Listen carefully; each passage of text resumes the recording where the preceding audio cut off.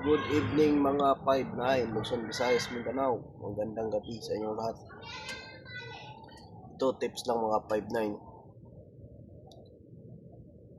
para palagi kayong malakas sa inyong mga opiser.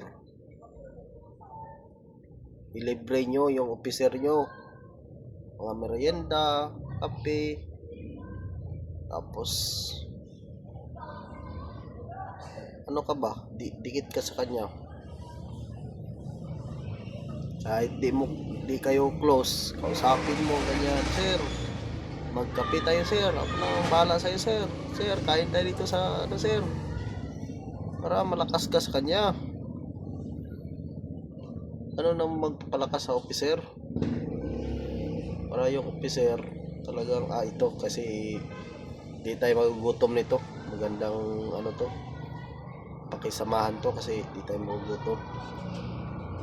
Yan mga buddy, para kung magkaroon ka ng lakad, kung gusto mo mag-diop ka agad, makadiop ka kasi malakas ka sa officer mo. Bigyan mo lang ng konting pang merienda yan sir. Sir, diop ako bukas sir. Yan ba? Yun lang mga 5-9. Sana may nakuha kayo kahit papaano.